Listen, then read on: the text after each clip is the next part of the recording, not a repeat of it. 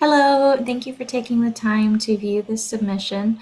My name is Crystal Thigpen, and in this video I will be walking you through my analysis and strategic plan for Leading Indicator 2.3, which is prominent instructional practices throughout the school are known and monitored.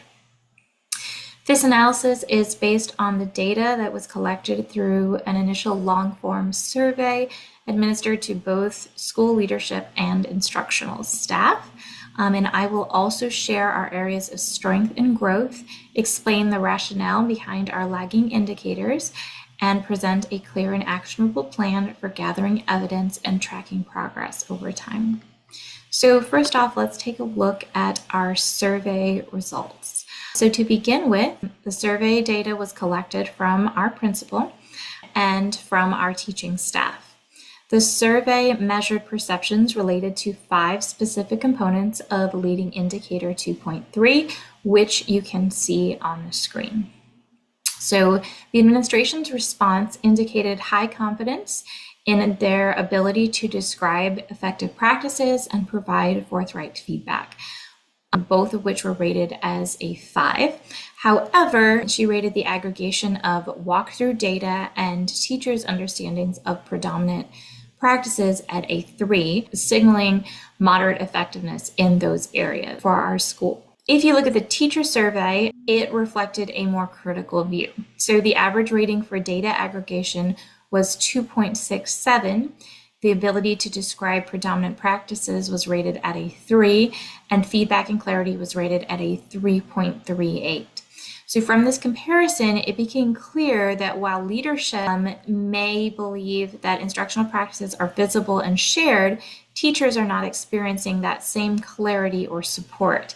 And this gap demonstrates that Leading Indicator 2.3 is an area of growth for our school.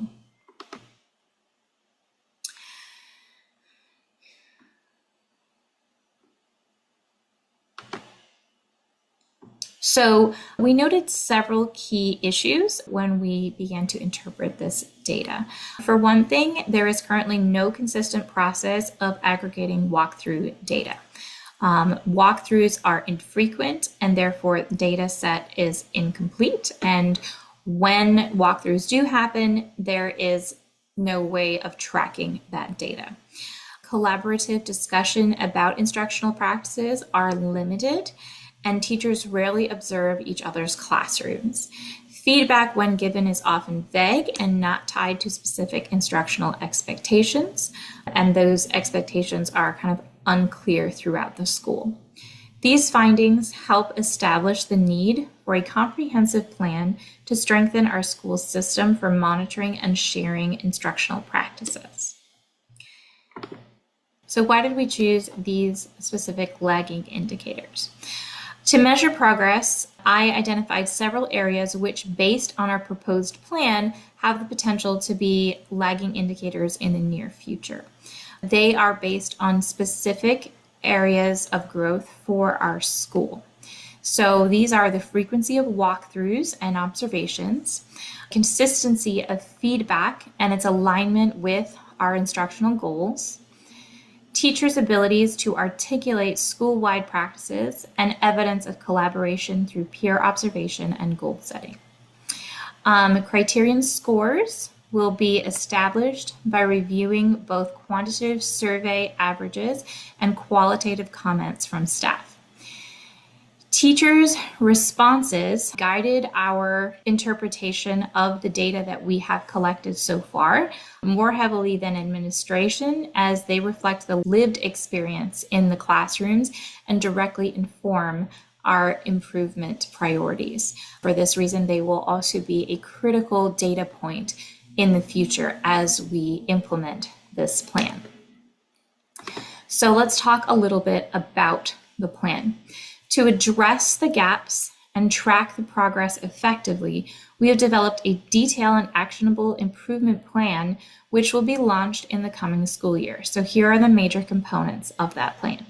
First of all, we will have a walkthrough observation tracker. So there will be two separate ones. One will be for administration, which will be an individual tracker for the administration or observer and that particular teacher for their eyes only. There will also be a separate one which will track kind of overall trends throughout the school, and that data will be available to all staff. A Google Sheet will be used to log classroom visits, record observed strategies, and track progress towards teacher goals. Data will be aggregated and analyzed quarterly. There will be teacher feedback goal tracking form. I'll go over those in a second. So this form includes immediate noticings, strengths and areas for growth, reflection prompts for the teacher, and actionable next steps. Also, all follow-up meetings will occur within 1 week of the observation so that not too much time passes between observation and reflection, so that the observation can be useful and the teacher can put the steps and the feedback that are given into practice as soon as possible. As mentioned above, this data will be collected and analyzed quarterly. It'll be used to produce things like bar charts showing the frequency of instructional strategies, pie charts showing student engagement levels, and heat maps showing things like strengths by grade levels. And this data will be shared during PLC, leadership meetings, and department meetings. There will also be peer observation cycles, which will allow teachers to participate in 2 to 3 peer observations per quarter, which will be followed by a reflection and discussion. There is also a Google form for this, which will allow teachers to take notes, give their peers feedback, and then will provide a basis for the discussion within those PLC groups after the observation takes place. This will foster shared understanding and promote transparency of instructional norms throughout our school. There will also be an instructional practices folder on the Google Drive, which will contain the trackers that were mentioned. So the overall data tracker of which instructional strategies are seen and used, peer observation form, and the school will have access, and all staff will have access to these forms. And this will ensure ongoing visibility and accountability with regards to what is happening in our school. Furthermore, there will be ongoing PD and coaching. So professional development will be given based on the data that we are collecting. So for example, if the data shows that formative assessment is underused at our school, then we would have a PD session which will model quick and effective strategies for implementing formative assessments in the classroom. So we are committed to launching this plan at the beginning of next school year. Although we have not yet implemented these steps, we have created all of the tools and systems required for a successful rollout. These include a walkthrough tracker. So this is the tracker that I mentioned, where the observer can kind of just note what they're seeing in the moment. And this is data that is used to show overall school trends, what is happening throughout the school. This is something that is visible by all of the staff and will be used at the end of each quarter to kind of analyze what is happening. So here is an example, like formative assessments, 68%, student discourse, 54% of classes are using that, differentiation, 60%, technology integration, 72%, classroom management, 88%. Again, just an example. And then different charts will be created based on that data. These are all examples of possible charts that could be used. Here is the peer observation form, just a very simple Google form which can be used by staff as they are observing their peers, and this is data that will be visible to the entire school. There is individual analysis and tracking. For this, there are trackers for the observer to kind of know what they are seeing. There's different standards and priorities that are listed, and then a scale rating from which the observer can indicate how this teacher is doing in that particular observation.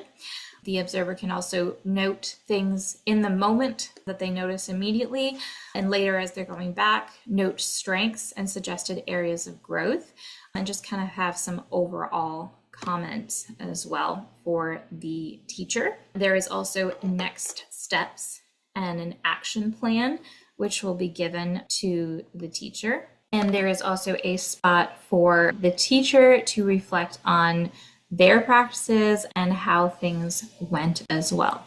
This particular tracker also allows teachers to kind of give feedback of how things are going in general throughout the school, things that they are doing well and areas that they would like to improve.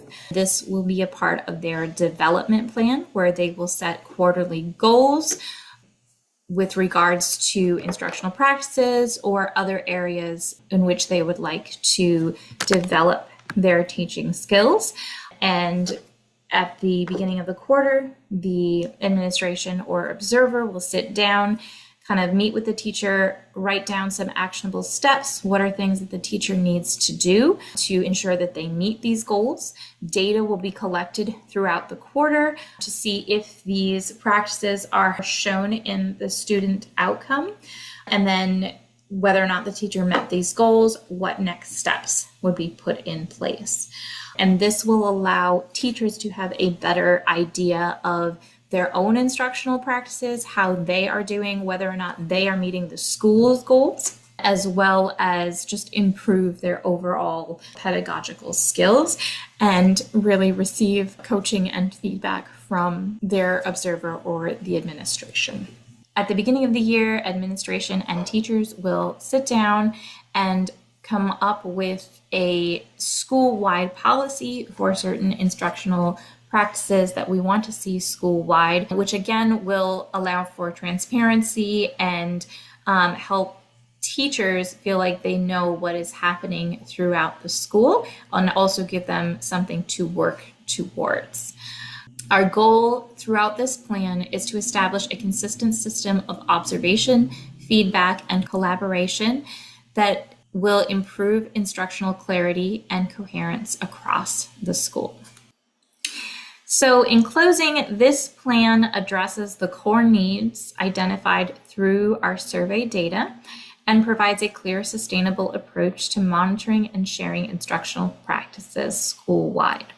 By consistently implementing these systems, we aim to move leading indicator 2.3 from an area of growth to an area of strength. Thank you for your time and consideration.